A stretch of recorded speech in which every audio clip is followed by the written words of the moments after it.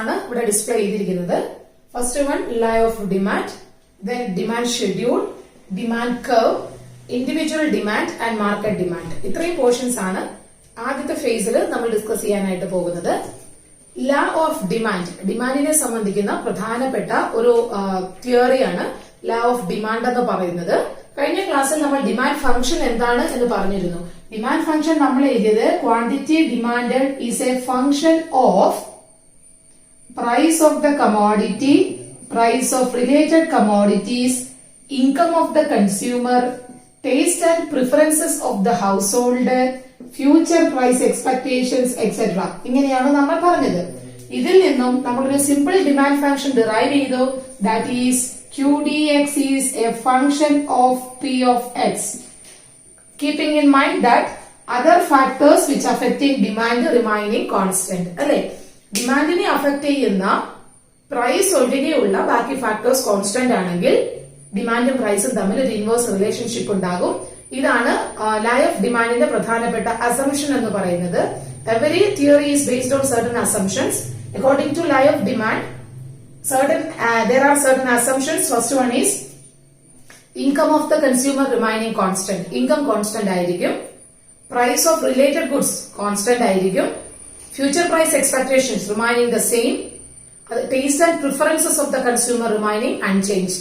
ഇങ്ങനെയാണെങ്കിൽ പ്രൈസും ഡിമാൻഡും തമ്മിൽ ഒരു ഇൻവേഴ്സ് റിലേഷൻഷിപ്പ് ഉണ്ടായിരിക്കും എന്ന് പറയുന്നതാണ് ലോ ഓഫ് ഡിമാൻഡ് എന്ന് പറയുന്നത്. ഇത്തരത്തിൽ പ്രൈസും ഡിമാൻഡും തമ്മിലുള്ള ഇൻവേഴ്സ് റിലേഷൻഷിപ്പോട് പ്രതിപാദിക്കുന്നത് ഒരു അസംഷൻ ഉണ്ടായതുകൊണ്ടാണ്. ഇവിടെ അസംഷൻ എന്താണ്? അതർ ഫാക്ടേഴ്സ് റിമൈനിങ് അൺചേഞ്ച്ഡ് എന്ന് പറയുന്ന ഒരു അസംഷൻ ഉണ്ട്. ഈ അസംഷനെയാണ് സെറ്ററിസ് പാരിബസ് അസംഷൻ എന്ന് വിളിക്കുന്നത്. അപ്പൊ സെറ്ററിസ് പാരിബസ് അസംഷൻ എന്താണ്, അല്ലെങ്കിൽ അസംഷൻ ഈസ് കാൾഡ് ഡാഷ് എന്നൊക്കെ പറഞ്ഞ് ചോദിക്കും. Okay, all other factors remaining unchanged എന്ന് ഞാൻ ഒറ്റ സെന്റൻസിലാണ് പറഞ്ഞത്.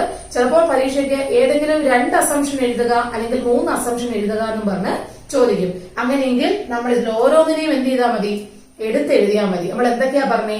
Price, income, taste and preferences, price of related goods, future price expectations. There are several factors which are affecting demand.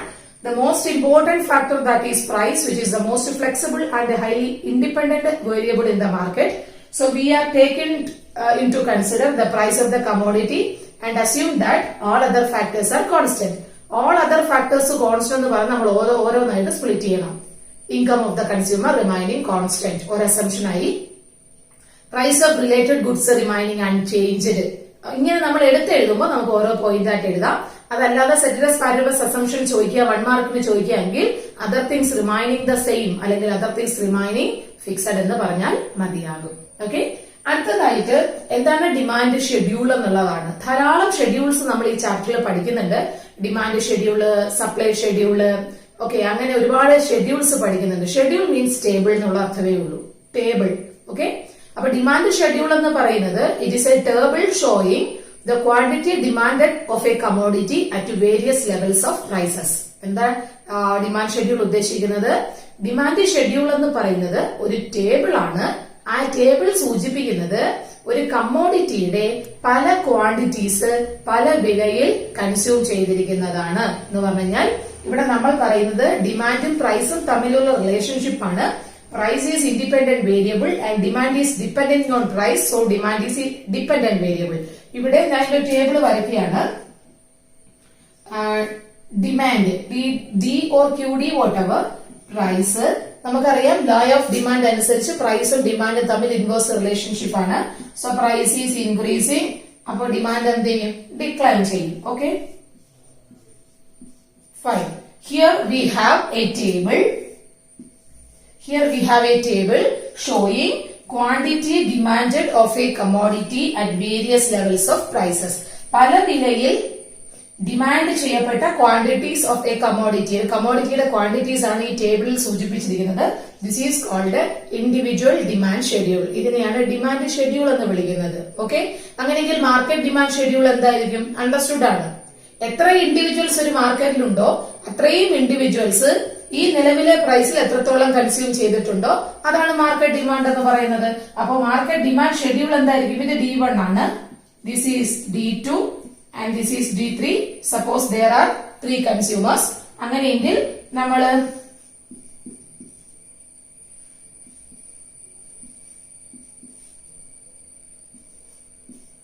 ഇങ്ങനെയാണ് കൺസംഷൻ പാറ്റേൺ എന്ന് വിചാരിക്കുക.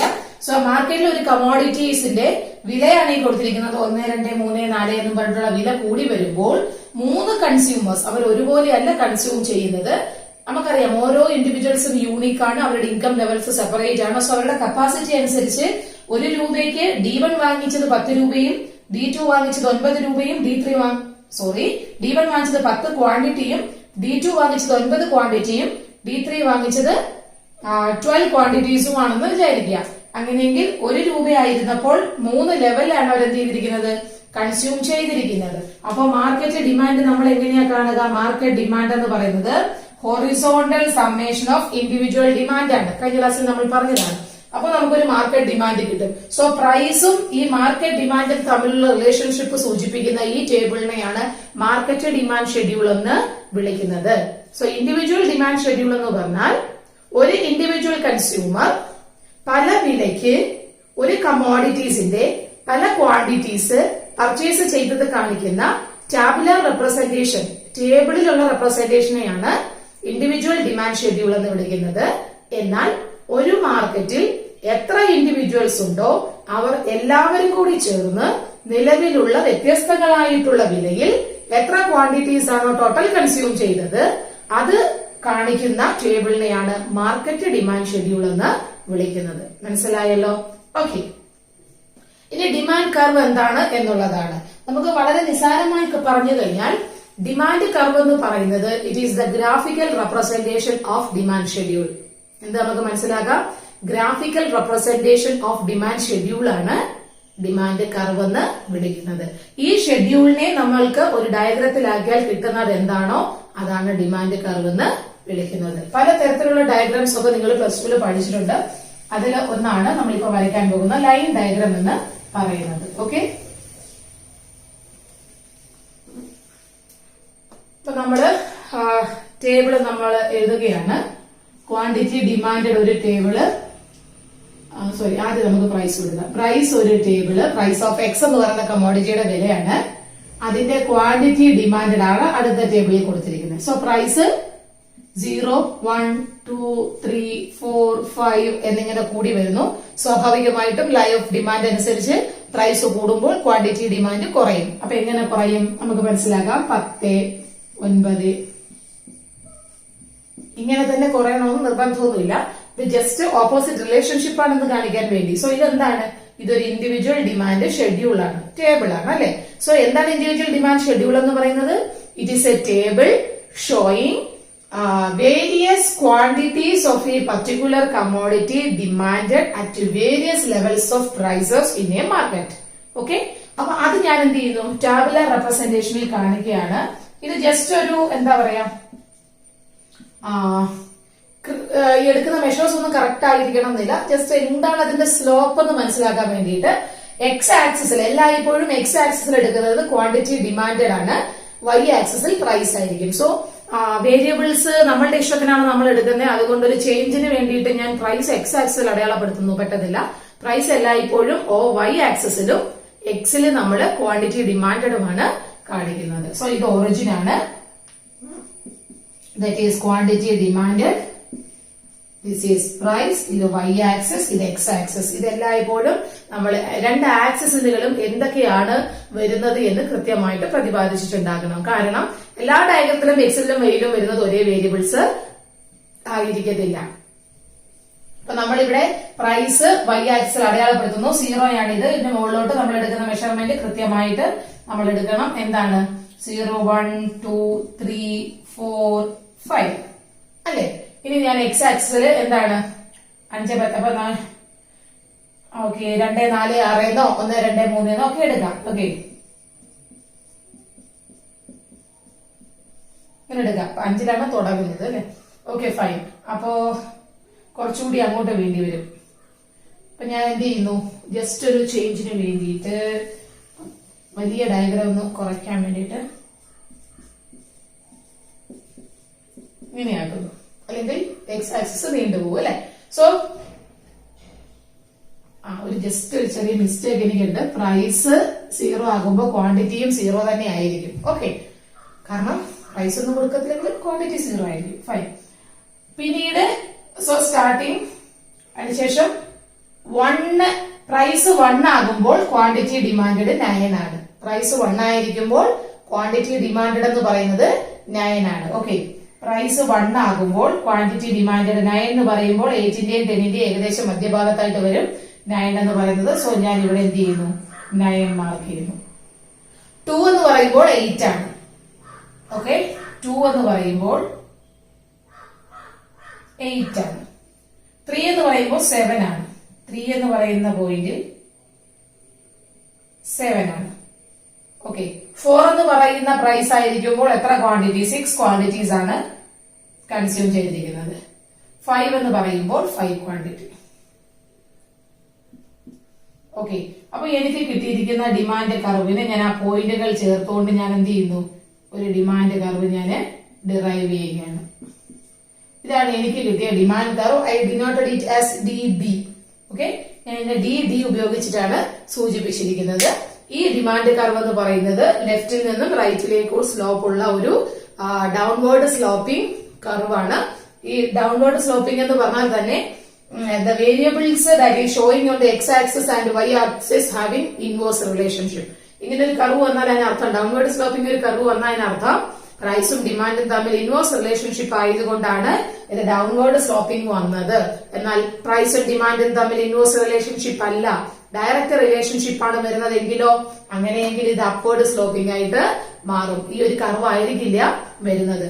സോ നമുക്ക് മനസ്സിലാക്കേണ്ടുന്ന കാര്യം, ഈ ഡിമാൻഡ് ഷെഡ്യൂളിനെയാണ് ഞാൻ ഡയഗ്രത്തിലാക്കിയത്. So graphical illustration of this demand schedule is called demand curve. ഇവിടെ ഒരു ഡിമാൻഡിന്റെ ഒരു വ്യക്തിയുടെ ഡിമാൻഡാണ് ഞാൻ ഇവിടെ ഡയഗ്രത്തിൽ വരച്ചിരിക്കുന്നത്. അതുകൊണ്ട് ഇത് ഇൻഡിവിജ്വൽ ഡിമാൻഡ് കർവാണ്. ഇത് ഇൻഡിവിജ്വൽ ഡിമാൻഡ് ഷെഡ്യൂൾ ആണ്. ഇത് ഇൻഡിവിജ്വൽ ഡിമാൻഡ് കർവാണ്. അങ്ങനെയെങ്കിൽ ഒരുപാട് ഡിമാൻഡിന് എനിക്ക് ഇവിടെ പ്ലോട്ട് ചെയ്യാൻ പറ്റും, ഇവിടെ തന്നെ പ്ലോട്ട് ചെയ്യാനായിട്ട് സാധിക്കും. സോ അടുത്ത ഒരാൾ ഉണ്ടെന്ന് വിചാരിക്കൂ, ദാറ്റ് ഈസ് QDX1. അങ്ങനെയെങ്കിൽ അയാളുടേത് ഞാൻ ഇങ്ങനെ അടയാളപ്പെടുത്തുമ്പോൾ എനിക്ക് എന്ത് കിട്ടാം, മറ്റൊരു ഡിമാൻഡ് കർവ് കിട്ടാകുന്നതാണ്. അത് D1 എന്ന് ഞാൻ കൊടുക്കുന്നു. ഓക്കെ, അപ്പൊ ഒരുപാട് ഇൻഡിവിജ്വൽ ഡിമാൻഡിനകത്ത് ഉണ്ടാകാം. ഇനി ഈ ഇൻഡിവിജ്വൽ ഡിമാൻഡിനെ എല്ലാം കൂടെ സം ചെയ്യുമ്പോൾ എനിക്ക് എന്ത് കിട്ടും, മാർക്കറ്റ് ഡിമാൻഡ് കിട്ടും. സോ ഞാൻ മാർക്കറ്റ് ഡിമാൻഡാണ് വരയ്ക്കുന്നതെങ്കിൽ എനിക്ക് എന്ത് ചെയ്യാം, ഈ ഡയഗ്രത്തിൽ തന്നെ ഈ പ്രൈസിലുള്ള മാർക്കറ്റ് ഡിമാൻഡിന്റെ കർവും വരയ്ക്കാൻ പറ്റും. അപ്പൊ മാർക്കറ്റ് ഡിമാൻഡിന്റെ കർവ് ഞാൻ വരയ്ക്കുകയാണെങ്കിൽ ഓൾമോസ്റ്റ് ഇതുപോലൊരു കർവ് എനിക്ക് കിട്ടും. എന്ന് പറഞ്ഞാൽ ഇൻഡിവിജ്വൽ ഡിമാൻഡിനെക്കാട്ടിലും കുറച്ചുകൂടെ ഫ്ലാറ്റർ ആയിട്ടുള്ള ഒരു കർവ് എനിക്ക് എവിടെ കിട്ടും, മാർക്കറ്റ് ഡിമാൻഡ് കർവായിട്ട് കിട്ടും. സോ ആ വർക്ക് നിങ്ങൾക്ക് ഞാൻ ഇതുപോലെ നിങ്ങൾക്ക് തരുന്നതായിരിക്കും. ഓക്കെ, ഫോർ എക്സാമ്പിൾ നിങ്ങൾ ഇത് എഴുതിയെടുക്കുക. നമ്മൾ തരാൻ പോകുന്ന work live class Google platform ഒക്കെ യൂസ് ചെയ്യുമ്പോഴത്തേക്കും, ഗൂഗിൾ മീറ്റ് ഒക്കെ യൂസ് ചെയ്യുമ്പോഴത്തേക്കും നമുക്ക് എന്ത് സംഭവിക്കുന്നുണ്ട്, നെറ്റിന്റെ ശക്തമായ മഴയും കാറ്റുമൊക്കെ ആയത് കാരണം നെറ്റ് ഇഷ്യൂസ് ഉള്ളത് കൊണ്ടാണ് നമ്മൾ എന്ത് ചെയ്യുന്നത്, ഇങ്ങനെ റെക്കോർഡിക്കൽ ക്ലാസ്സുകൾ തരുന്നത്. അതുകൊണ്ട് നിങ്ങളുടെ വർക്കുകളൊന്നും മിസ്സാകരുത്, അതുകൊണ്ടാണ് വർക്കും കൂടി ചെയ്യിപ്പിക്കുന്നത്. Okay, price, your work is price D1, D2, D3, market demand നമ്മൾ ഓൾറെഡി ചെയ്തിട്ടുള്ളതാണ്. Price 5, D1 10, 8, 6, 4, 2. ഇതാണ് ഒന്നാമത്തെ വ്യക്തി, ഒന്നാമത്തെ കൺസ്യൂമർ. 1, 2, 3, 4 എന്ന് പറയുന്ന ചേഞ്ച് ഇൻ പ്രൈസിനനുസരിച്ചിട്ട് അദ്ദേഹത്തിന്റെ ക്വാണ്ടിറ്റി കുറച്ചുകൊണ്ട് വന്നിരിക്കുന്നതാണ് ഈ കൊടുത്തിരിക്കുന്നത്. രണ്ടാമത്തെ വ്യക്തി 15, 12, 10, 8 and 6. ഇതാണ് സെക്കൻഡ് ഇൻഡിവിജ്വലിന്റെ ഒരു കൺസംഷൻ പാറ്റേൺ എന്ന് പറയുന്നത്. Third individual 12, 10, 8, 6, 4.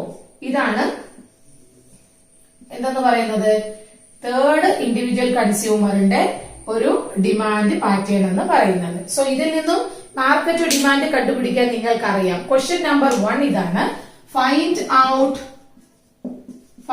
Out market demand.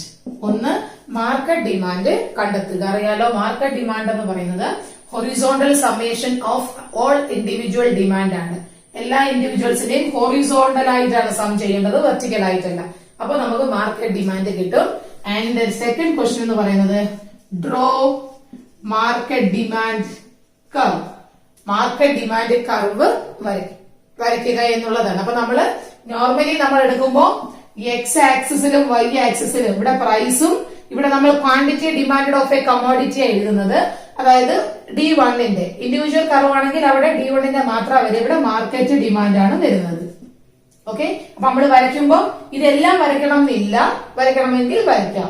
അപ്പൊ നമുക്ക് ചേഞ്ച് മനസ്സിലാകും. ആദ്യം പ്രൈസ് 1ൽ D1ന്റെ എത്രയായിരുന്നു എന്ന് വരയ്ക്കുക, 2ല് 3ല് 4ല് 5ല്. അപ്പൊ D1ന്റെ കർവ് കിട്ടും. പിന്നെ ഇതേ പ്രൈസിൽ D2ന്റെ എത്രയാണെന്ന് വരയ്ക്കുക, അപ്പൊ D2ന്റെ കർവ് കിട്ടും. ഇതേ പ്രൈസിൽ D3യുടെ കൺസംഷൻ എഴുതുക, D3യുടെ കർവ് കിട്ടും. അതിനുശേഷം ഇതേ പ്രൈസിൽ ഈ കിട്ടുന്ന മാർക്കറ്റ് ഡിമാൻഡ് ഉപയോഗിച്ചുകൊണ്ടൊരു കർവ് വരയ്ക്കുക. അപ്പോൾ ഈ 3 കർവിനെ അപേക്ഷിച്ച് മാർക്കറ്റ് ഡിമാൻഡ് കർവിൽ ഉണ്ടാകുന്ന വ്യത്യാസം എന്താണെന്നും മനസ്സിലാക്കാവുന്നതാണ്. ഇത് നിങ്ങളുടെ വർക്കാണ്, എഴുതി എടുക്കാം. ഓക്കെ, അപ്പം ഹൊറിസോണ്ടൽ സം ചെയ്ത് മാർക്കറ്റ് ഡിമാൻഡ് കാണുക, ഡിമാൻഡ് കർവ് വരയ്ക്കുക യൂസിങ് പെൻസിൽ. ഓക്കെ, പേന വെച്ച് ഡയഗ്രാം വരയ്ക്കരുത്, പെൻസിൽ ഉപയോഗിച്ച് തന്നെ ഡയഗ്രാം വരയ്ക്കേണ്ടതാണ്. പെൻസിലും സ്കെയിൽ ഉപയോഗിച്ച് കറക്റ്റ് മെഷർമെന്റ് എടുക്കുക. ഇതിപ്പോ ബോർഡിൽ അത് പോസിബിൾ അല്ലാത്തത് കൊണ്ടാണ് ഞാൻ റഫ് ഡയഗ്രാംസ് വരയ്ക്കുന്നത്. നിങ്ങൾ നമ്മുടെ +1ൽ നിങ്ങൾ പഠിച്ചതുപോലെ ഡയഗ്രാം വരയ്ക്കുന്നതിന് കുറച്ച് റൂൾസ് ഉണ്ട്. അത് വെച്ച് കൃത്യമായ മെഷർമെന്റ് എടുത്ത് കൃത്യമായി എല്ലാം സ്ട്രേറ്റ് ലൈനുകൾ വരണം എന്നില്ല കേട്ടോ. അപ്പൊ നമ്മൾ ചിലപ്പോൾ ഞാൻ ബോർഡിൽ വരയ്ക്കുമ്പോൾ ഇങ്ങനെ ഒരു കർവൊക്കെ ആയിരിക്കും ഞാൻ വരയ്ക്കുന്നത്. ഓക്കെ, അപ്പൊ എല്ലാം ഇപ്പോഴും സ്ട്രേറ്റ് ലൈൻസ് വരണം എന്നില്ല, കർവ് ആയിരിക്കും. ചിലപ്പോൾ ഇങ്ങനെയൊക്കെയുള്ള കർവുകളായിട്ടൊക്കെ നമുക്ക് കിട്ടും. പക്ഷെ എന്ത് തന്നെയായാലും ഡൗൺവേർഡ് സ്ലോപ്പ് ആയിരിക്കണം എന്ന് മാത്രമേ ഉള്ളൂ. ഇൻവേഴ്സ് റിലേഷൻഷിപ്പ് കാണിക്കുന്ന ഡിമാൻഡ് കർവ് ഡൗൺവേർഡ് സ്ലോപ്പിംഗ് ആയിരിക്കണം എന്ന് മാത്രമേ അവിടെ ഒരു കണ്ടീഷനായിട്ട് നമ്മൾ പറയുന്നുള്ളൂ. അപ്പൊ ഇത്രയും കാര്യങ്ങൾ മനസ്സിലായി. ഈ വർക്ക് നിങ്ങൾ ആഫ്റ്റർ ദ ക്ലാസ് നിങ്ങൾ ഇത് എനിക്ക് ചെയ്ത് അയക്കേണ്ടുന്നതാണ്. അടുത്ത നമ്മൾ പോകുന്നത് ഇതാണ് demand curve. So demand curve എന്ന് പറയുന്നത് ഡൗൺവേർഡ് സ്ലോപ്പിംഗ് ആണ്. 2 തരത്തിലുള്ള ഡിമാൻഡ് ഉണ്ട്, ഇൻഡിവിജ്വൽ ഡിമാൻഡും മാർക്കറ്റ് ഡിമാൻഡുമാണ് ഉള്ളത്.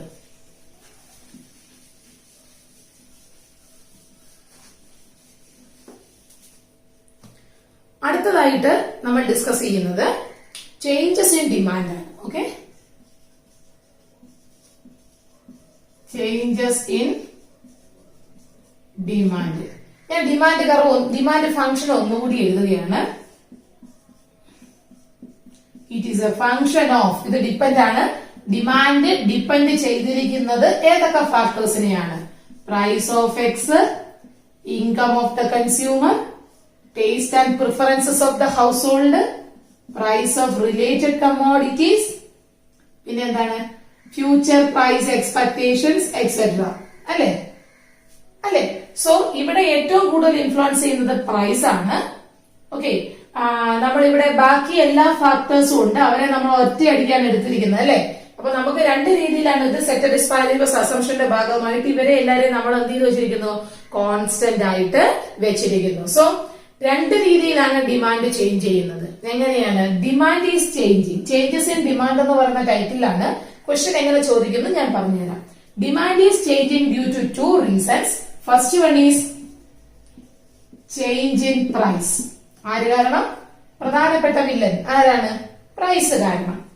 രണ്ടാമത് ചേഞ്ച് ഇൻ, ഇതിനെ നമ്മൾ പെർട്ടിനന്റ് വേരിയബിൾസ് എന്നാണ് വിളിക്കുന്നത്. പെർട്ടിനന്റ് വേരിയബിൾസ്. ഓക്കെ, അല്ലെങ്കിൽ ഇവരെ വിളിക്കുന്നത് ഫാക്ടേഴ്സ് അതർ ദാൻ പ്രൈസ് എന്ന് പറഞ്ഞാൽ പ്രൈസ് ഒഴികെയുള്ള factors. Changes in factors other than price എന്നോ ചേഞ്ചസ് ഇൻ പെർട്ടിനന്റ് വേരിയബിൾസ് എന്നോ പറയാം. ഓക്കെ, ഇതിനെ നമ്മൾ മൊത്തത്തിലങ്ങ് എടുത്ത് changes in factors other than price. ഈ 2 കാരണങ്ങൾ കൊണ്ട് നമുക്ക് എന്ത് ചെയ്യാം? ഡിമാൻഡിൽ ചേഞ്ചസ് ഉണ്ടാകാം. As we seen in budget line, there are 2 reasons for changes in the budget line.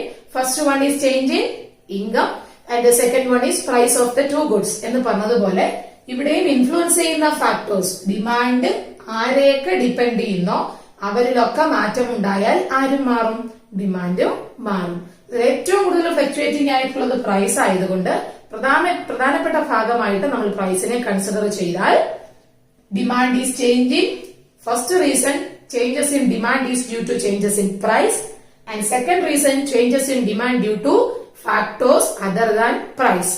Okay, ഇനി theoretically changes in demand due to changes in price is called expansion and contraction of demand.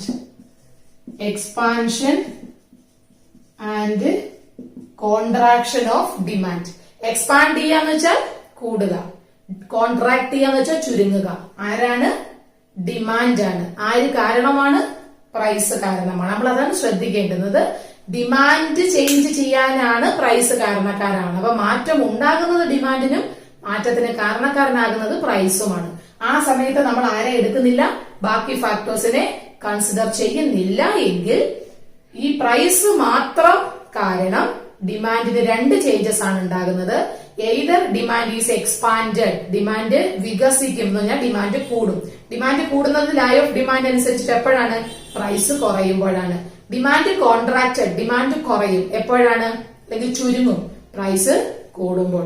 ആ ചേഞ്ചസിനെയാണ് theoretically expansion and contraction of demand എന്ന് വിളിക്കുന്നത്. Next one, changes in demand due to factors other than price. ആ സമയത്ത് നമ്മൾ പ്രൈസിനെ consider ചെയ്യുന്നില്ല. Price ഒഴികെയുള്ള ബാക്കി ഏത് ഫാക്ടർ ചേഞ്ച് ചെയ്താലും ആര് മാറും? ഡിമാൻഡ് മാറും. അതിനെ നമ്മൾ തിയററ്റിക്കലി വിളിക്കുന്നത് ഇൻക്രീസ് ആൻഡ്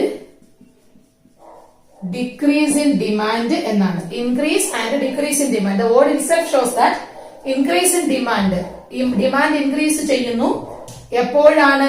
അവിടെ പ്രൈസ് അല്ല, ബാക്കി എല്ലാ ഫാക്ടേഴ്സിനെയാണ് നമ്മൾ കൺസിഡർ ചെയ്യുന്നത്. For example, demand increases when income increases. Income കൂടുമ്പോൾ ഡിമാൻഡ് കൂടാമല്ലോ. ടേസ്റ്റും പ്രിഫറൻസസും ആ കമോഡിറ്റി നമുക്ക് ഫേവറബിൾ ആണെങ്കിലും എന്ത് ചെയ്യാം? ഡിമാൻഡ് കൂടാം. So increase in demand, decrease in demand, or this is also called shift in demand. ഇതിനെ എന്തും വിളിക്കാം? Shift in demand. ഈ ഡി എന്ന് ഞാൻ ഉപയോഗിച്ചിരിക്കുന്ന ഡിമാൻഡിന്റെ ഷോർട്ട് ഫോം ആണ്. ഓക്കെ, QD എന്ന് ഉപയോഗിച്ചിരിക്കുന്ന ക്വാണ്ടിറ്റി ഡിമാൻഡഡ് ആണ്. ശരി, അപ്പൊ demand is changing due to factors other than price. That is theoretically called increase and decrease in demand or shift in demand. ഇപ്പൊ രണ്ട് കാര്യങ്ങളാണ് നമ്മൾ പറഞ്ഞത്. ചേഞ്ചസ് ഇൻ ഡിമാൻഡ് എന്ന് പറയുന്നത്, ഡിമാൻഡിൽ ചേഞ്ച് ഉണ്ടാകാൻ രണ്ട് റീസൺസ് ആണ്. ഒന്ന് ചേഞ്ച് ഇൻ പ്രൈസ്, മറ്റൊന്ന് change in factors other than price. Changes in demand due to change in price is called expansion and contraction of demand. Changes in demand due to factors other than price is called increase and decrease in demand or shift in demand. ഇനി നമുക്ക് അത് ഓരോന്നും എന്താണെന്ന് നോക്കാം.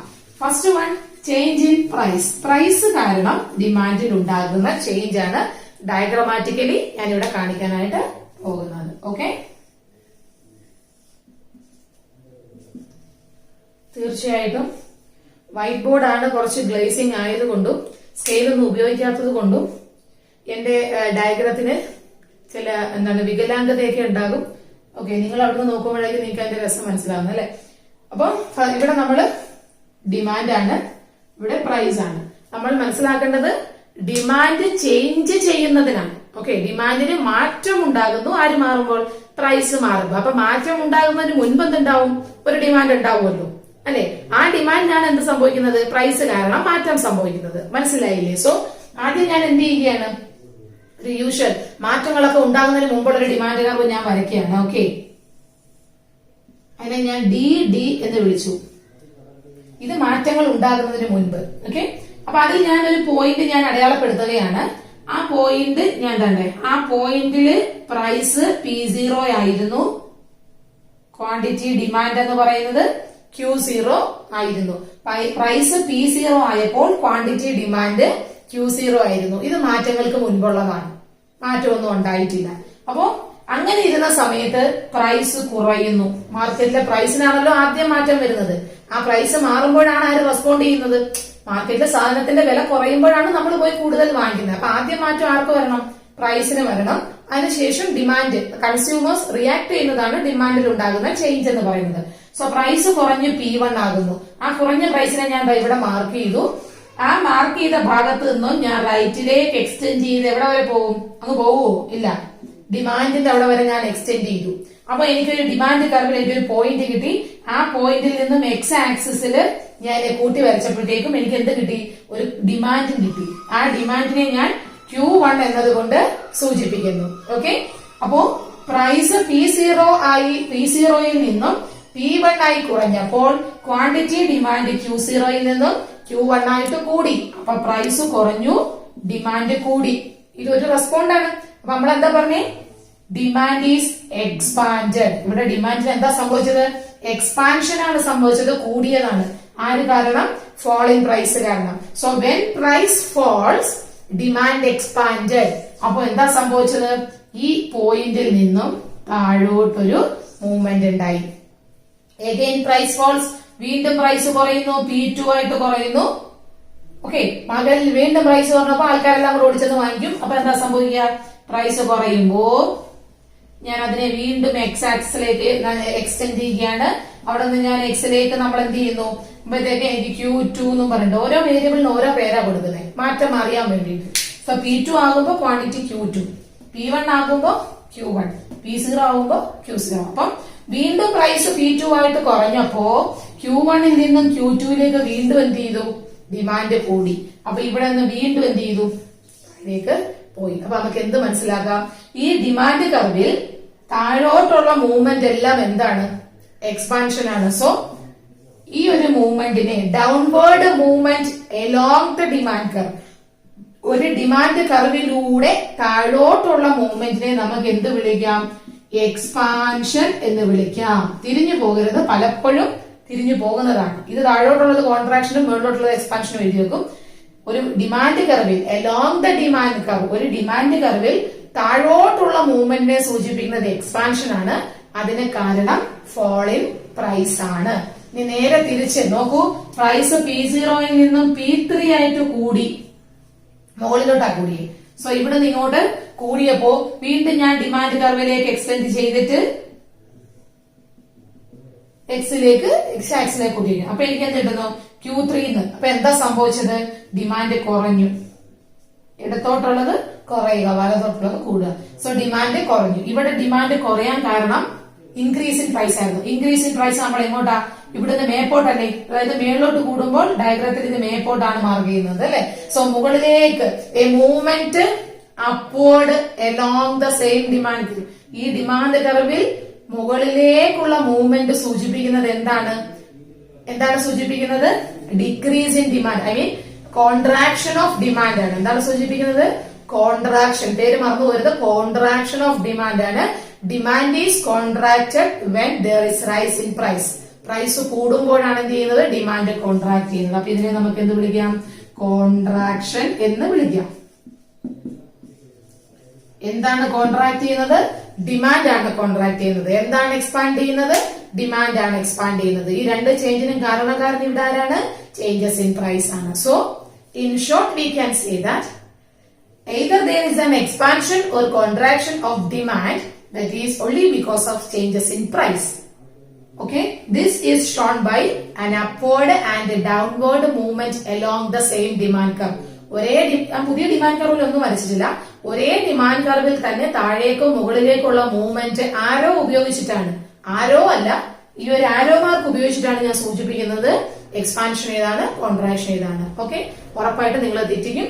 താഴോട്ടുള്ളത് contraction എന്നും മുകളിലോട്ടുള്ളത് എന്താണ് expansion എന്നും എഴുതി വെക്കും. കാണാതെ പഠിക്കുകയാണെങ്കിൽ നമ്മൾ മനസ്സിലാക്കണം, ഡയഗ്രത്തിൽ ഉണ്ടാകുന്ന ചേഞ്ചിനനുസരിച്ചിട്ടാണ്. ഡയഗ്രത്തിൽ താഴേക്ക് പോകുന്നതോറും ഡിമാൻഡ് കൂടുന്നുവെന്നും ഡയഗ്രത്തിൽ മുകളിലേക്ക് വരുന്നതോറും ഡിമാൻഡ് കുറയുന്നു എന്നുമാണ് അർത്ഥം. Got it? ഓക്കെ, അടുത്ത നമ്മൾ പഠിക്കാൻ പോകുന്നത് രണ്ടാമത്തെ ചേഞ്ച് ആണ്. എന്താണ് രണ്ടാമത്തെ change? Demand is changing because of factors other than price. Price ഒഴികെയുള്ള ബാക്കി ഫാക്ടേഴ്സ് ചേഞ്ച് ചെയ്യുമ്പോൾ ഡിമാൻഡിൽ എന്ത് സംഭവിക്കുന്നു? ഡിമാൻഡില് ചേഞ്ചസ് ഉണ്ടാകുന്നു. ഓക്കെ, അത് നമുക്ക് നോക്കാം. അടുത്തതായിട്ട് രണ്ടാമത്തെ ഡിമാൻഡിന് കാരണക്കാരനായിട്ടുള്ള രണ്ടാമത്തെ ആളെ പിടിക്കാൻ നമ്മൾ പോവാണ്. That is change in demand due to factors other than price.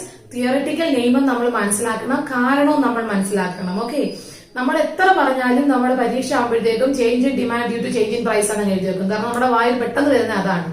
രണ്ടുപേരാണ് കാരണക്കാര്. പ്രൈസ് കാരണം ഉണ്ടാകുന്ന ചേഞ്ചിനെ നമ്മൾ മാറ്റിക്കഴിഞ്ഞു.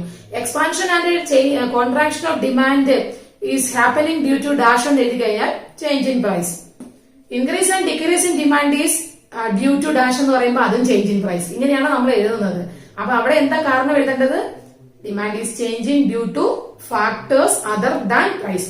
പ്രൈസ് ഒഴികെയുള്ള മറ്റു ഫാക്ടേഴ്സിൽ ചേഞ്ചസ് സംഭവിക്കും. അതാരൊക്കെയാകാം? ഇൻകം ആകാം, ടേസ്റ്റ് ആൻഡ് പ്രിഫറൻസ് ആകാം, സബ്സ്റ്റിറ്റ്യൂട്ട് ആൻഡ് കോംപ്ലിമെന്റ്സ് ആകാം, പ്രൈസ് എക്സ്പെക്ടേഷൻ ആകാം. ഇവരിൽ ആര് ചേഞ്ച് ചെയ്താലും ഡിമാൻഡിൽ ഉണ്ടാകുന്ന മാറ്റത്തെയാണ് increase and decrease in demand എന്ന് വിളിക്കുന്നത്. ഇവിടെ പ്രൈസിന് മാറ്റമില്ല. അപ്പൊ പ്രൈസ് എന്തായിരിക്കും? അവിടെ കോൺസ്റ്റന്റ് ആയിരിക്കും. സോ ഫസ്റ്റ് നമ്മൾ പറയുന്നത് ഇൻക്രീസ് ഇൻ ഡിമാൻഡ് ആണ്, അതിനുശേഷം decrease in demand. This is also called shift in demand. എന്തുകൊണ്ടാണത്? Expansion and contraction of demand നമ്മൾ എക്സ്പ്ലെയിൻ ചെയ്തപ്പോ ഒരേ ഡിമാൻഡ് കർവിൽ തന്നെ താഴേക്കും മുകളിലേക്കും ഉള്ള മൂവ്മെന്റ് ആണ് എന്തെന്ന് പറഞ്ഞത്? എക്സ്പാൻഷൻ ആൻഡ് കോൺട്രാക്ഷൻ എന്ന് പറയുന്നത്. There is not any new diagrams. അവിടെ പുതിയ ഡിമാൻഡ് കർവ് ഒന്നും ഉണ്ടായിരുന്നില്ല. പക്ഷെ ഇവിടെ ഡിമാൻഡ് കർവ് ഈസ് ഷിഫ്റ്റിംഗ്. പഴയ ഡിമാൻഡ് കർവിൽ നിന്നും പുതിയ ഡിമാൻഡ് കർവിലേക്ക് എന്തുണ്ടാകുന്നു? ഒരു ഷിഫ്റ്റ് ഉണ്ടാകുന്നു. അതുകൊണ്ടാണ് ഇതിനെ ഏത് പേരിലും അറിയപ്പെടുന്നത്? ഷിഫ്റ്റ് ഇൻ ഡിമാൻഡ് എന്ന് അറിയപ്പെടുന്നത്. അങ്ങനെയെങ്കിൽ ഇൻക്രീസ് ഇൻ ഡിമാൻഡ് നമുക്ക് നോക്കാം. ആദ്യമായിട്ട് ഡിമാൻഡ് ഇൻക്രീസ് ചെയ്യുന്നു. ഡിമാൻഡ് ഇൻക്രീസ് ചെയ്യുന്ന എപ്പോഴായിരിക്കും? പെട്ടെന്ന് നിങ്ങൾ പറയും എന്താണ്? ഫോൾ ഇൻ പ്രൈസ് എന്നല്ലേ. ഇപ്പൊ നിങ്ങൾ അത് പറയത്തില്ലേ? ഇവിടെ നമ്മൾ എന്ത് പറഞ്ഞു? പ്രൈസിലല്ല മാറ്റം, പിന്നെയോ പ്രൈസ് ഒഴികെയുള്ള ബാക്കി ഫാക്ടേഴ്സിനാണ് മാറ്റം എന്ന് പറയുന്നത്. അപ്പോ ഡിമാൻഡ് കൂടാൻ വേറെ ആരൊക്കെ കാരണക്കാരാകാം? നമ്മളുടെ ആ ഡിമാൻഡ് ഫംഗ്ഷൻ ഓർത്ത് നോക്കൂ. ഈ പ്രൈസ് ഒഴികെ ബാക്കി ഇൻകത്തിൽ വർധന ഉണ്ടായാലും എന്ത് ചെയ്യും? ഡിമാൻഡ് ഇൻക്രീസ് ചെയ്യും. ടേസ്റ്റ് ആൻഡ് പ്രിഫറൻസ് ഫേവറബിൾ ആണെങ്കിലും എന്ത് ചെയ്യും? ഡിമാൻഡ് ഇൻക്രീസ് ചെയ്യും. സബ്സ്റ്റിറ്റ്യൂട്ടിന്റെയും കോംപ്ലിമെന്റിന്റെയും കേസിൽ നമ്മൾ എക്സ്പ്ലെയിൻ ചെയ്തതാണ്. ടീ ആൻഡ് കോഫിയുടെ കേസിൽ ടീയുടെ ഡിമാൻഡ് കൂടാന് കോഫിയുടെ പ്രൈസ് കൂടിയാൽ മതി. മനസ്സിലായില്ലേ? അപ്പൊ ഇതും ആര് അഫക്ട് ചെയ്യും? ഡിമാൻഡ് കൂടാൻ കാരണമാകും. പ്രൈസ് എക്സ്പെക്ടേഷൻസും ഫേവറബിൾ ആണെങ്കിൽ അതും ആര് കൂടാൻ കാരണമാകും. അപ്പൊ പ്രൈസ് മാത്രമല്ല, ഇവരൊക്കെ വിചാരിച്ചാലും എന്ത് ചെയ്യാം? ഡിമാൻഡ് കൂടാം. അങ്ങനെ for example in the case of normal goods. Normal ഗുഡ്സിന്റെ കേസ് എന്താ നമ്മൾ പറഞ്ഞത്? നോർമൽ ഗുഡ്സ് എന്ന് പറഞ്ഞാൽ those goods whose demand increases when price increases. Price കൂടുമ്പോൾ ഡിമാൻഡ് കൂടുന്ന ഗുഡ്സിനെയാണ് നോർമൽ ഗുഡ്സ് എന്ന് വിളിച്ചത്. ആ ഗുഡ്സിന്റെ കേസിൽ ഡിമാൻഡ് കൂടുന്നു സപ്പോസ്. ഓക്കെ, ഇപ്പം ഇൻക്രീസ് ഇൻ ഡിമാൻഡ് ഉണ്ടാകാനുള്ള സാഹചര്യങ്ങൾ എന്തൊക്കെയാണെന്ന് ചിലപ്പോൾ രണ്ടെണ്ണം എഴുതും എന്നൊക്കെ പറഞ്ഞ് പരീക്ഷയ്ക്ക് ചോദിക്കാം. അപ്പൊ നമ്മൾ പറയുന്നു when income increases. അപ്പൊ പ്രൈസ് അല്ലല്ലോ അവിടെ കാരണം, ഇൻകം കൂടുന്നു. സോ നോക്കുക, എന്റെ ഡയഗ്രം ഒക്കെ ഇങ്ങോട്ടൊക്കെയോ പോകണം. സോ വളരെ മോശം ഡയഗ്രം അല്ലേ? ഡിമാൻഡ് പ്രൈസ് ചേഞ്ച് ഉണ്ടാകുന്നതിന് മുമ്പുള്ള ഡിമാൻഡ് DD എന്ന് പറയുന്നു. ആ ഡിമാൻഡിൽ ഒരു പർട്ടിക്കുലർ പ്രൈസ് ലെവൽ ഞാൻ മാർക്ക് ചെയ്യാണ്. നേരത്തെ നമ്മൾ വരച്ചതുപോലെ തന്നെ P0 പ്രൈസിൽ Q0 ക്വാണ്ടിറ്റി ഇങ്ങനെ പോയിക്കൊണ്ടിരിക്കുക. അപ്പൊ എന്ത് ചെയ്യുന്നു? കൺസ്യൂമർ ഇൻകം കൂടി, എന്റെ സാലറി വർദ്ധിച്ചു. എന്റെ സാലറി വർദ്ധിച്ചപ്പോ തീർച്ചയായിട്ടും ഡിമാൻഡ് കൂടും അല്ലെ? പ്രൈസിലല്ല മാറ്റം, ഇൻകം ആണ് വർദ്ധിച്ചത്. പക്ഷെ അത് ആരിൽ റിഫ്ലക്ട് ചെയ്തു? ഡിമാൻഡിൽ റിഫ്ലക്ട് ചെയ്തു. കസ്റ്റമർ റെസ്പോണ്ട് ചെയ്തു, കൂടുതൽ കമോഡിറ്റി വാങ്ങിച്ചു, ഡിമാൻഡ് കൂടി. When demand increases, demand curve is also increases. So there is an upward parallel upward shift of the demand curve. ഞാൻ എന്ത് ചെയ്യുന്നു? ഡിമാൻഡ് കൂട്ടുന്നു. എന്റെ ഡിമാൻഡ് കൂടി. സോ പഴയ ഡിമാൻഡ് അല്ല, ഇപ്പൊ പുതിയ ഡിമാൻഡാണ്. അപ്പൊ എന്താ സംഭവിച്ചത്? there is an upward shift of the demand curve. തീർച്ചയായിട്ടും ഡിമാൻഡ് കുറയുമ്പോ എങ്ങോട്ടായിരിക്കും? ഡൗൺവേർഡ് ഷിഫ്റ്റ് ആയിരിക്കും. ആ ഡയഗ്രം നിങ്ങളാണ് വരയ്ക്കേണ്ടത്. ഇത് വെച്ചിട്ട് അത് വരയ്ക്കണം. ഓക്കെ, അപ്പൊ പഴയ ഡിമാൻഡിന്റെ പേര് കൊടുക്കാൻ പറ്റില്ല. ഞാൻ പുതിയ പേര് കൊടുക്കുന്നു, D1. അണ്ടർസ്റ്റുഡ് ആണല്ലോ അല്ലെ? അപ്പൊ എന്താ കാര്യം? P0 പ്രൈസിൽ Q0 ക്വാണ്ടിറ്റി ഞാൻ കൺസ്യൂം ചെയ്തുകൊണ്ടിരിക്കെ consumer income increases. When income increases, demand also increases in the case of inferior goods. Sorry, normal goods. Inferior ഗുഡ്സിന്റെ കേസ് ആണെങ്കിൽ ഇൻകം കുറയുമ്പോഴാണ് എന്ത് ചെയ്യുന്നത്? ഇൻഫീരിയർ ഗുഡ്സിന്റെ ഡിമാൻഡ് കൂടുന്നത് അല്ലെ? നോർമൽ ഗുഡ്സിന്റെ കേസിൽ സാധാരണ എല്ലാ സാധനങ്ങളുടെയും ഡിമാൻഡ് കൂടും നമ്മളുടെ ഇൻകം കൂടുമ്പോ. അതേസമയം ഇൻഫീരിയർ ഗുഡ്സിന്റെ കേസിലോ, ഇൻഫീരിയർ ഗുഡ്സ് എന്ന് പറഞ്ഞാൽ ലോ ക്വാളിറ്റി ഗുഡ്സ് ആണ്. നമ്മൾ എപ്പോഴേ വാങ്ങുള്ളൂ? ഇൻകം കുറയുമ്പോഴേ വാങ്ങത്തുള്ളൂ. സോ അപ്വേർഡ് ഷിഫ്റ്റ് ഇൻഫീരിയർ ഗുഡ്സിന്റെ കേസിൽ ഉണ്ടാവണമെങ്കിൽ ഇൻകം കുറയുകയും നോർമൽ ഗുഡ്സിന്റെ കേസിൽ ഇൻകം കൂടുകയും വേണം. ഓക്കെ, ഇതെല്ലാം 1 മാർക്ക് ക്വസ്റ്റ്യൻ ആണ് കേട്ടോ. So there is upward shift. Upward shift ഉണ്ടാകുമ്പോ പ്രൈസിൽ മാറ്റമില്ല. ഇതിന്റെ റിസൾട്ട് എന്താണ് എന്നാണ് നമ്മൾ നോക്കാൻ പോകുന്നത്. പഴയ പ്രൈസ് ലൈനിൽ നിന്നും പുതിയ ഡിമാൻഡ് കർവിലേക്ക് ഞാൻ എക്സ്റ്റെൻഡ് ചെയ്യുകയാണ്. നോക്കൂ, ഇവിടെ എന്താ ചെയ്തത്? പഴയ പ്രൈസ് ലൈനിൽ നിന്നും പുതിയ ഡിമാൻഡ് കർവിലേക്ക് ഞാൻ എക്സ്റ്റെൻഡ് ചെയ്തിട്ട് അതിനെ ക്വാണ്ടിറ്റി ആക്സിസുമായി ബന്ധിപ്പിച്ചപ്പോ എനിക്ക് പുതിയ ഒരു ക്വാണ്ടിറ്റി കിട്ടി. That is Q1.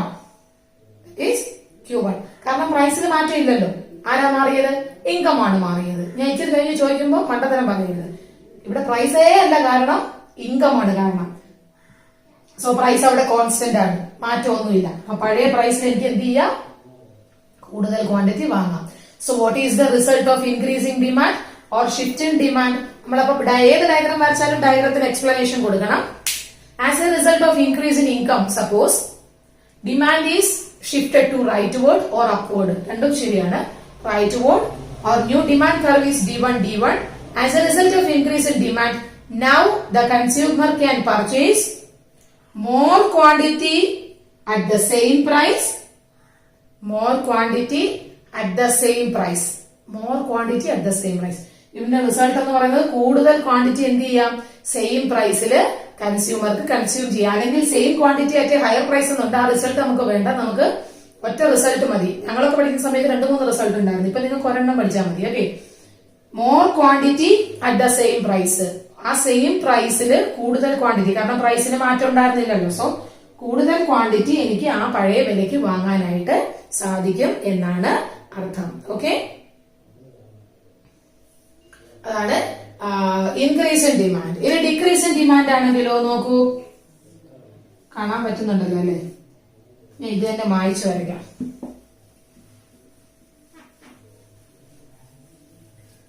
Decrease in demand ആണ്. Decrease in demand, demand decline ചെയ്യുന്നു. എപ്പോ?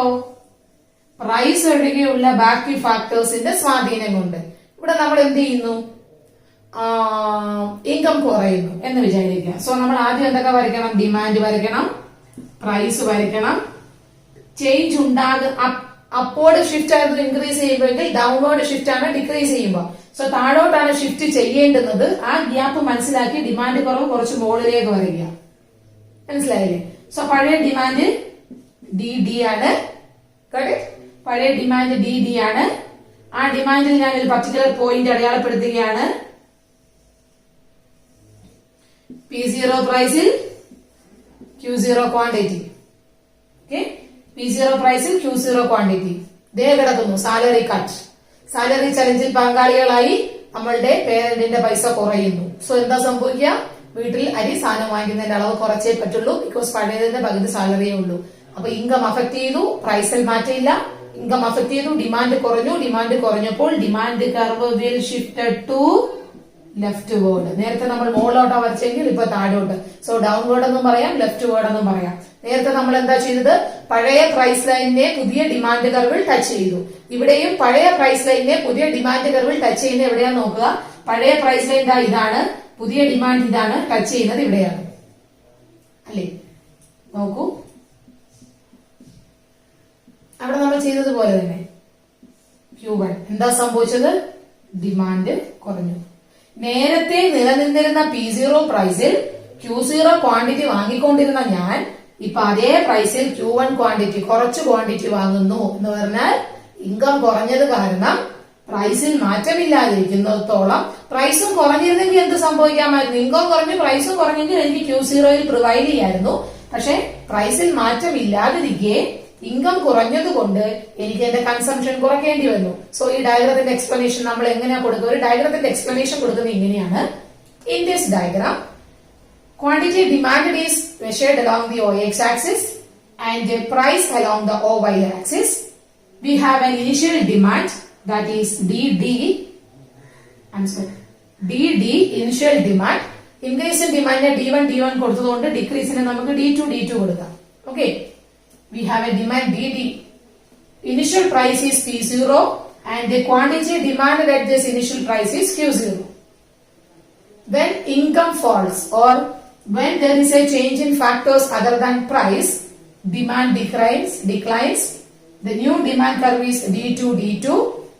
So as a result of decrease in demand, now the consumer can able to purchase only Q1 quantity at the prevailing market price P0. P0 പ്രൈസിൽ ഇപ്പോൾ വാങ്ങാൻ കഴിയുന്നത് lesser quantity ആയിട്ടുള്ള Q1 ആണ്. അത് lesser ആണെന്ന് കാണിക്കാൻ വേണ്ടി ലെഫ്റ്റ് വേർഡിലേക്ക് ഞാനൊരു ആരോയും സൂചിപ്പിച്ചിട്ടുണ്ട്. ഇത്രയും കാര്യങ്ങൾ എഴുതുമ്പോഴാണ് ഡയഗ്രത്തിന്റെ എക്സ്പ്ലനേഷൻ ആകുന്നത്. മനസ്സിലായോ? ഇനി നിങ്ങൾക്ക് പരീക്ഷയ്ക്ക് ചോദിക്കുന്നത്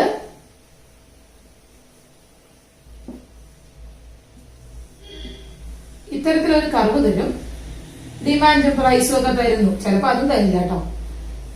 ഒരു ഇനിഷ്യൽ ഡിമാൻഡ് എപ്പോഴും നമ്മൾ മനസ്സിലാക്കുക, ചേഞ്ച് ഉണ്ടാകുന്നതിന് മുമ്പുള്ള ലൈൻ ഡയഗ്രം ആയിട്ടും അതിനുശേഷമുള്ളത് ഡോട്ടഡ് ലൈൻ ആയിട്ടും ചിലപ്പോൾ തരുന്നത് നമുക്ക് മനസ്സിലാക്കാൻ എളുപ്പമാണ്.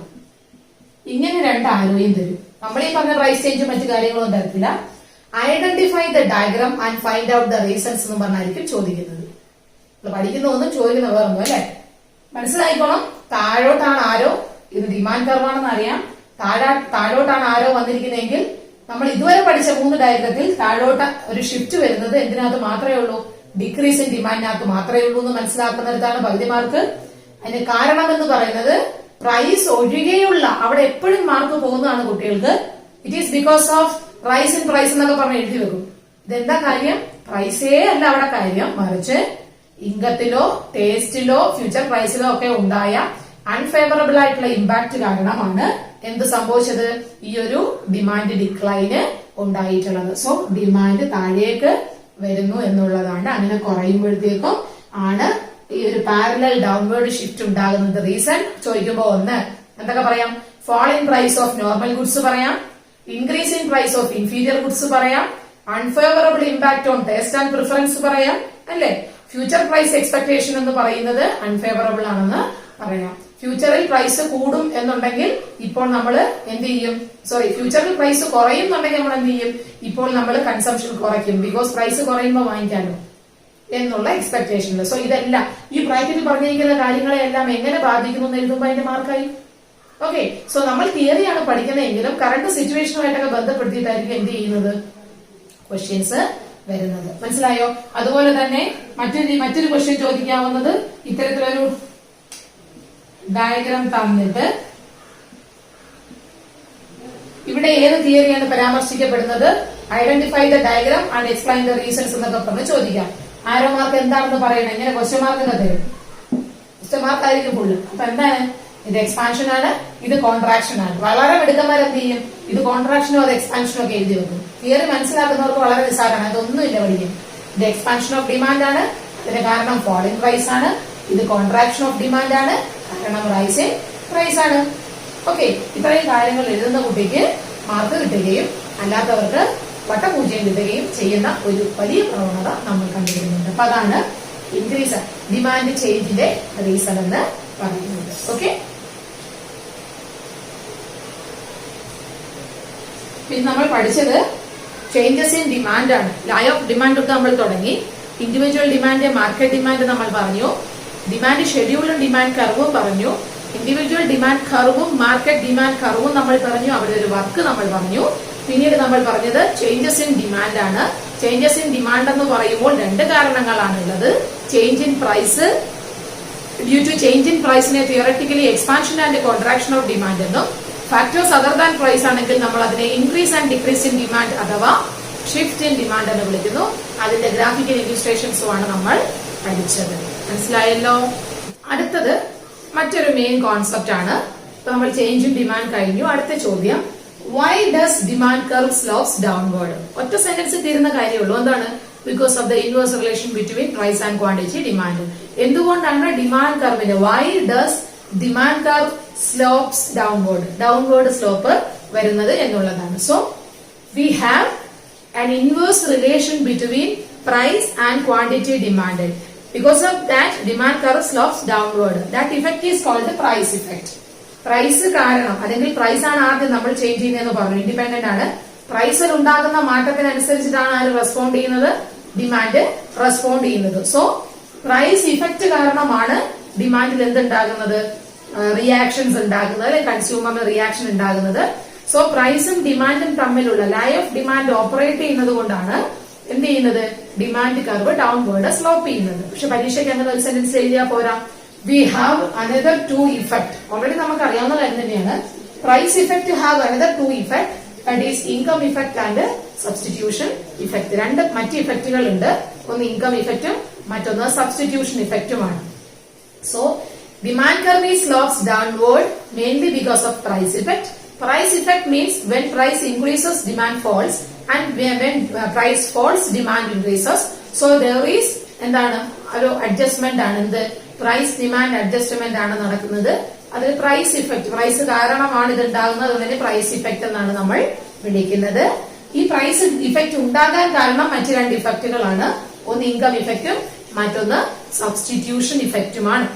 ഓക്കെ, ഇൻകം ഇഫക്റ്റ് എന്താണെന്ന് ചോദിച്ചാൽ അത് ഒന്നാമത്തെ നമ്മൾ പറയാൻ പോകുന്നത് ഇൻകം ഇഫക്റ്റ് ആണ്. ശ്രദ്ധിച്ചിരിക്കണേ. Income effect when price of a commodity falls. എപ്പോഴാണോ പ്രൈസ് ഇഫക്റ്റിനാണ് ഇൻകം ഇഫക്റ്റ് കാരണം. എപ്പോഴാണോ ഒരു സാധനത്തിന്റെ വില കുറയുന്നത്, the consumer feels that his real income increases. അപ്പൊ നമ്മൾ അറിയണം എന്താണ് റിയൽ ഇൻകം എന്നുള്ളത്. Okay, there are two types of income, money income and real income. Okay, simple ആയിട്ട് ഞാൻ പറഞ്ഞുതരാം. A consumer having 100 rupees with him, it is his money income. Okay, he is consuming two commodities of a good carrying 50 rupees each. It is called real income. Okay, 2 units ആണ് purchase ചെയ്യുന്നത്. 2 unit purchase ചെയ്യണമെന്നുണ്ടെങ്കിൽ ഒരെണ്ണത്തിന്റെ വില 50 ആയിരിക്കും അല്ലെ. So 50 രൂപയുള്ള 2 unit ഈ 100 രൂപയ്ക്ക് ആര് purchase ചെയ്തു? ഒരു വ്യക്തി പർച്ചേസ് ചെയ്തു. ഇവിടെ 100 രൂപ എന്ന് പറയുന്നത് മണി ഇൻകവും 2 യൂണിറ്റ് എന്ന് പറയുന്നത് റിയൽ ഇൻകം ആണ്. എന്ത് മനസ്സിലായി? Money income means income in terms of money. പണത്തിന്റെ അടിസ്ഥാനത്തിൽ പറയുന്നതാണ് മണി ഇൻകം. ക്വാണ്ടിറ്റിയുടെ അടിസ്ഥാനത്തിൽ actually how much quantity we can buy with this 100 rupees, that is called the real income. For example, if this price falls to 25, then he can price 4 units of the same commodity with this 100 rupees. ഈ 50 രൂപയായിരുന്നപ്പോൾ 2 unit വാങ്ങാൻ പറ്റിയത് 25 രൂപയായപ്പോൾ ഈ 100 രൂപ വെച്ച് 4 unit വാങ്ങിക്കാം എന്ന് പറഞ്ഞാൽ real income ആണ് കൂടിയത്. എന്തുകൊണ്ട്? പ്രൈസ് കുറഞ്ഞതുകൊണ്ട്. അത്രേ നമ്മൾ പറഞ്ഞുള്ളൂ. When price of a commodity falls, consumer feels that his real income increases. Because real income 2 ക്വാണ്ടിറ്റിയിൽ നിന്നും 4 ക്വാണ്ടിറ്റി ആയി. ഓക്കെ, അപ്പൊ എന്താ സംഭവിച്ചത്? He can purchase more unit of the same commodity, അല്ലെങ്കിൽ more unit of the commodity than before. മുന്നത്തെക്കാട്ടിലും ഇപ്പോൾ ആ സാധനത്തിന്റെ കൂടുതൽ യൂണിറ്റ് വാങ്ങാൻ കഴിയുന്നു. ആക്ച്വലി പുള്ളിക്കാരന്റെ മണി ഇൻകത്തിൽ മാറ്റമുണ്ടോ? ഇല്ല. പുള്ളിയുടെ റിയൽ ഇൻകത്തിലാണ് മാറ്റം വന്നത്. റിയൽ ഇൻകത്തിൽ മാറ്റം വന്നപ്പോ അതേ സാധനത്തിന്റെ തന്നെ കൂടുതൽ ക്വാണ്ടിറ്റി അതേ മണി ഇൻകം വെച്ച് വാങ്ങാൻ കഴിഞ്ഞു. അവിടെ കാരണമാര്? Price effect. പ്രൈസ് കുറഞ്ഞതുകൊണ്ടാണ്. ഇതിനെയാണ് ഇൻകം ഇഫക്റ്റ് എന്ന് വിളിക്കുന്നത്. So what is income effect? When the price of a commodity falls, the consumer feels that his purchasing power increases. അല്ലെങ്കിൽ അതിനെ നമ്മൾ റിയൽ ഇൻകം ഇൻക്രീസസ് എന്നാണ് വിളിക്കുന്നത്. റിയൽ ഇൻകം ഇൻക്രീസ് ചെയ്യുമ്പോൾ അതിന്റെ റിസൾട്ട് എന്താണ്? he can purchases more quantity of the commodity than before. ഇതിനെയാണ് income effect എന്ന് വിളിക്കുന്നത്. ഓക്കെ, ഇനി അടുത്ത ഇഫക്റ്റ് എന്ന് പറയുന്നത് സബ്സ്റ്റിറ്റ്യൂഷൻ ഇഫക്റ്റ് ആണ്. അടുത്ത ഇഫക്റ്റ് എന്ന് പറയുന്നത് സബ്സ്റ്റിറ്റ്യൂഷൻ ഇഫക്റ്റ് ആണ്. ഓക്കെ, സബ്സ്റ്റിറ്റ്യൂഷൻ എന്ന് പറയുന്നത് ആരുടെ കേസിലായിരിക്കും? സബ്സ്റ്റിറ്റ്യൂട്ടിന്റെ കേസിലായിരിക്കും അല്ലെ. സോ സബ്സ്റ്റിറ്റ്യൂഷൻ ഇഫക്റ്റ് നമുക്കൊന്ന് നോക്കാം. സബ്സ്റ്റിറ്റ്യൂഷൻ ഇഫക്റ്റ്, ഇൻകം ഇഫക്റ്റ് കഴിഞ്ഞു. അടുത്തത് സബ്സ്റ്റിറ്റ്യൂഷൻ ഇഫക്റ്റ് ആണ്.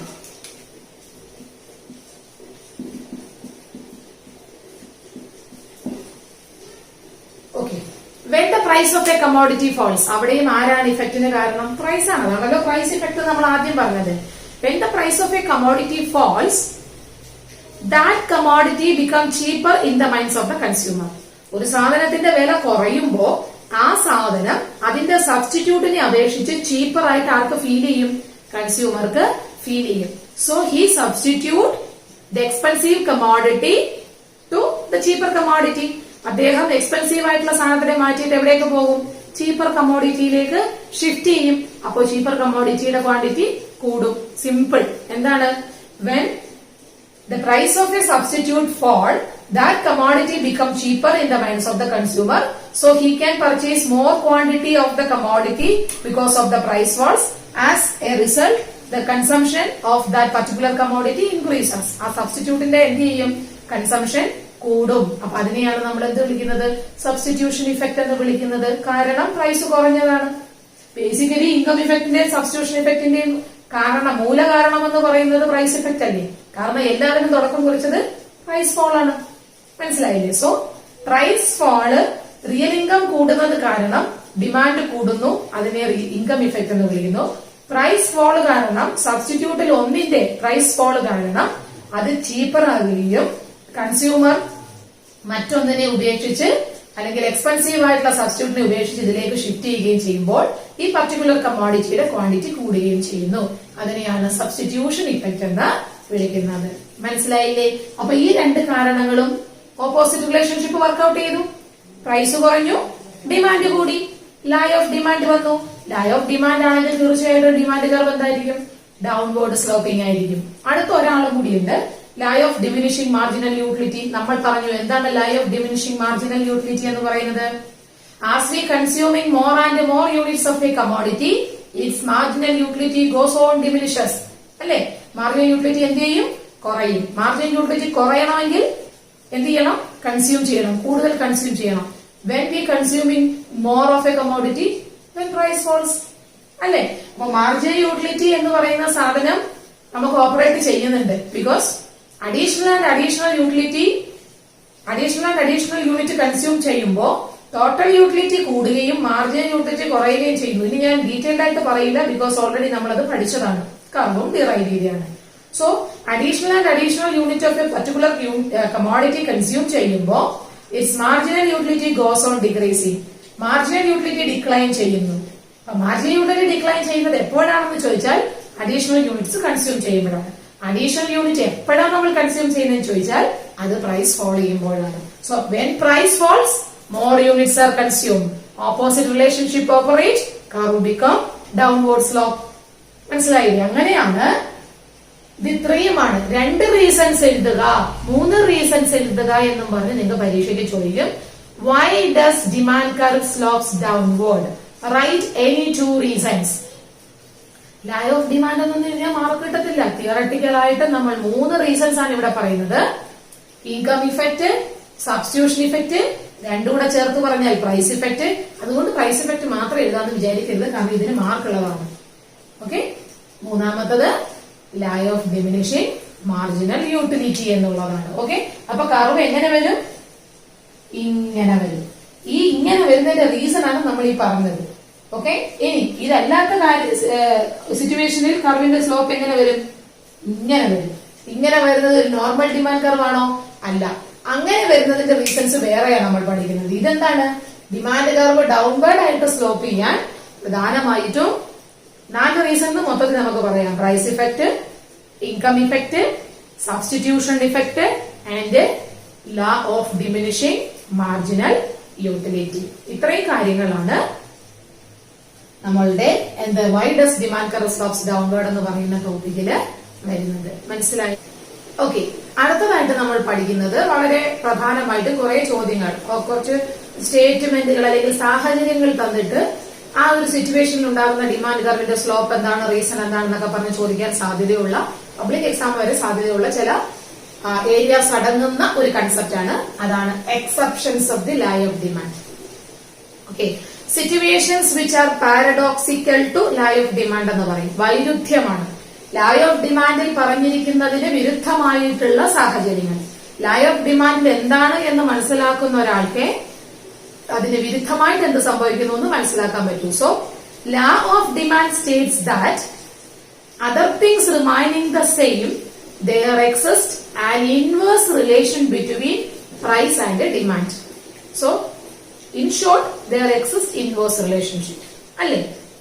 അതിന് വിരുദ്ധമായിട്ടുള്ള സിറ്റുവേഷൻ എന്ന് പറയുമ്പോഴോ, in certain circumstances, in the case of some minorities in our society, people behave in an, അല്ലെങ്കിൽ എന്താ പറയാ, people express an odd behaviour, ഒരു ഒറ്റപ്പെട്ട സ്വഭാവങ്ങൾ കാണിക്കുന്നവരുണ്ട്. മെജോറിറ്റിയുടെ കേസാണ് നോർമൽ കേസ്, നമ്മൾ പറയുന്നത് എക്സെപ്ഷണൽ കേസാണ്. ക്ലാസ്സിൽ 50 കുട്ടികൾ 60 കുട്ടികൾ ഇരിക്കുകയാണെങ്കിൽ 60 പേരിൽ മെജോറിറ്റിയും എന്താണ് പ്രകടിപ്പിക്കുന്നത്, ഒരു നോർമൽ ബിഹേവിയർ ആയിരിക്കാം. പക്ഷെ അവിടെ ചില എക്സെപ്ഷണൽ സ്റ്റുഡൻസ് ഉണ്ടായിരിക്കാം. മനസ്സിലായില്ലേ? അവരെന്താണ്, മറ്റുള്ളവരിൽ നിന്നും തികച്ചും വ്യത്യസ്തമായിരിക്കും. എന്ന് പറയുന്നത് പോലെ ലോ ഓഫ് ഡിമാൻഡിൽ എന്താണോ പറഞ്ഞിരിക്കുന്നത് അതിൽ നിന്നും വ്യത്യസ്തമായിട്ടുള്ള സിറ്റുവേഷൻസ് അല്ലെങ്കിൽ ബിഹേവിയർ ഉള്ള കേസസിനെയാണ് എക്സെപ്ഷണൽ ഡിമാൻഡ് എന്ന് വിളിക്കുന്നത്. അത് ചില സാഹചര്യങ്ങളിലൂടെയാണ് നമ്മൾ എക്സ്പ്ലെയിൻ ചെയ്യുന്നത്. പരീക്ഷയ്ക്ക് ചോദിക്കും, right any 2 exceptions of law of demand, അല്ലെങ്കിൽ what are the 2 situations which is paradoxical to law of demand എന്നൊക്കെ പറഞ്ഞ് ചോദിക്കാം. ഒരുപാട് സിറ്റുവേഷൻസ് ഉണ്ട്. 4 ഇഫക്റ്റുകളായിട്ടാണ് ഞാൻ ഇവിടെ അത് പറയാൻ ഉദ്ദേശിക്കുന്നത്. ഒന്ന്, ഗിഫൺ പാരഡോക്സ്. എന്ത് മറന്നാലും ഇത് മറക്കരുത്. Giffen paradox, snob effect, demonstration effect, speculative effect. Okay, പേരുകളൊക്കെ കാണാതെ പഠിക്കുക, വേറെ വഴിയൊന്നുമില്ല. Giffen paradox, snob effect, demonstration effect, speculative effect. ഓരോന്നായിട്ട് പറയുമ്പോൾ സിമ്പിൾ ആയിട്ട് തോന്നും. Giffen paradox given by sir Robert Giffen, observed in UK. Robert ഗിഫണോടുള്ള ആദര സൂചകമായിട്ട് ഗിഫൺ പാരഡോക്സ് എന്ന് വിളിക്കുന്നത് കേട്ടോ. അപ്പം sir Robert Giffen, that is his experienced a separate odd behaviour of some classes of the people. സൊസൈറ്റിയിലെ ഒരു എന്താ പറയാ, poor people may display an odd behaviour in the case of inferior goods. അദ്ദേഹം എടുത്തു പഠിച്ച ചില എന്താണ് ഒരു പുവർ പീപ്പിളിന്റെ കേസിലുള്ള ഒരു പഠനത്തില് പറയുന്നത്, some categories of the poor display and odd behaviour, ഒറ്റപ്പെട്ട സ്വഭാവം, in case of certain inferior goods. അദ്ദേഹം പറഞ്ഞ ഇങ്ങനെയാണ്, ടൊമാറ്റോയും മീറ്റും. Okay, tomato and meat. Meat എന്ന് പറയുന്നത് നമ്മള് ഇപ്പോഴത്തെ നിങ്ങളുടെ ആ ഒരു നമ്മളുടെയൊക്കെ ഒരു യങ്സ്റ്റേഴ്സിന്റെ ജീവിത രീതി വെച്ച് 1-2 എങ്കിലും നമ്മളുടെ വീട്ടില് മീനോ ഇറച്ചിയോ ഒക്കെ ഉണ്ടാവും അല്ലെ. നമ്മൾ പറയുന്നത് കുറെ മുൻപത്തെ എക്സാമ്പിൾസ് വെച്ചിട്ടാണ് നമ്മൾ പറയുന്നത്. എന്ന് പറയുമ്പോൾ ഞായറാഴ്ചകളിൽ മാത്രം മീനും ഇറച്ചിയൊക്കെ വാങ്ങിക്കുന്ന ഒരു ഇതുണ്ട്. ഇപ്പൊ വെസ്റ്റേൺ ലൈഫിലാണെങ്കിൽ പോലും മീറ്റ് ഒക്കെ എന്ന് പറയുന്നത് ഒക്കേഷണലി മാത്രം ഉണ്ടാകുന്ന ഒരു കാലം. അത്തരത്തിലുള്ള ഒരു UK സൊസൈറ്റിയെ കുറിച്ച് നമ്മൾ പറയുമ്പോൾ ടൊമാറ്റോ എന്ന് പറയുന്നത് സുലഭമായി കിട്ടുന്നതാണ്, മീറ്റ് അങ്ങനെയല്ല. ഓക്കെ, സോ എക്സാമ്പിൾ, ഞാൻ പറയുന്ന എക്സാമ്പിൾ ആണ്. അതിന് അടങ്ങിയിരിക്കുന്ന തിയറി നിങ്ങൾ മനസ്സിലാക്കുക. നോർമലി പ്രൈസ് കുറയുമ്പോൾ ഡിമാൻഡ് കൂടണം, പ്രൈസ് കൂടുമ്പോൾ ഡിമാൻഡ് കുറയണം. ഇതാണ് ബിഹേവിയർ. പക്ഷെ അങ്ങനെ അല്ല എന്നുള്ള സാഹചര്യം പറയാം. ഇൻഫീരിയർ ഗുഡ് ആണ് ടൊമാറ്റോ. Okay, low quality. 30 രൂപയായപ്പോൾ മീറ്റിന്റെ വില 50 രൂപയാണ്. സോ ടൊമാറ്റോയുടെ വില കൂടി 35 ആയി. നോർമലി ടൊമാറ്റോയുടെ വില കൂടിയാൽ ഡിമാൻഡ് എന്ത് ചെയ്യണം? കുറയണം. പക്ഷേ മീറ്റിന്റെ വില ഇപ്പോഴും 50 തന്നെ ആയതുകൊണ്ട് അവർക്ക് ഷിഫ്റ്റ് ചെയ്യാൻ പറ്റാത്തത് കൊണ്ടും വില കൂടിയിട്ടും എന്ത് തന്നെ വാങ്ങുന്നു? സെയിം സാധനം തന്നെ വാങ്ങുന്നു. Normally when price increases demand gradually falls. പക്ഷെ ഡിമാൻഡ് കുറയണമായിരുന്നു, ഇവിടെ കുറഞ്ഞില്ല. പ്രൈസ് കൂടിയിട്ടും ഡിമാൻഡ് കൂടി തന്നെ നിന്നു. തെറ്റിയില്ലേ law of demand? Law of ഡിമാൻഡിൽ എന്താ പറയണേ? പ്രൈസ് കൂടുമ്പോ ഡിമാൻഡ് കുറയണം. പക്ഷേ ഇൻഫീരിയർ പ്രോഡക്ട്സിന്റെ കേസിൽ അതുമായിട്ട് കമ്പയർ ചെയ്യുന്ന മറ്റു പ്രോഡക്റ്റുകൾ എന്ന് പറയുന്നത് still it is carrying higher price. So they cannot shifted their consumption towards that commodity. So they continue their consumption. അവരുടെ കൺസംഷൻ അവർ തുടരുകയാണ്. പ്രൈസ് കൂടിയിട്ടും ഡിമാൻഡ് കുറയാത്ത സാഹചര്യം വരുന്നു, ലോ ഓഫ് ഡിമാൻഡ് വയലേറ്റ് ചെയ്യുന്നു. Such a situation is called Giffen paradox. അതൊരു വൈരുദ്ധ്യമല്ലേ? നമ്മൾ പറഞ്ഞു 99% ബിഹേവിയർ അല്ല ഈ പറഞ്ഞത്, ഒരു മൈനോറിറ്റിയുടെ ബിഹേവിയർ ആണ്, എക്സെപ്ഷൻ ആണ്. പക്ഷേ തിയറി പറയുമ്പോൾ ഇവരെ നമ്മൾ ഉൾപ്പെടുത്തിയേ പറ്റുള്ളൂ. അപ്പൊ ഇതിനെയാണ് പാരഡോക്സ് എന്ന് വിളിക്കുന്നത്, വൈരുദ്ധ്യം. എന്തിനെതിരെയുള്ള? ലോ ഓഫ് ഡിമാൻഡിന്റെ ഒരു വൈരുദ്ധ്യം എന്ന് പറയുന്നത്. അതാണ് Giffen paradox.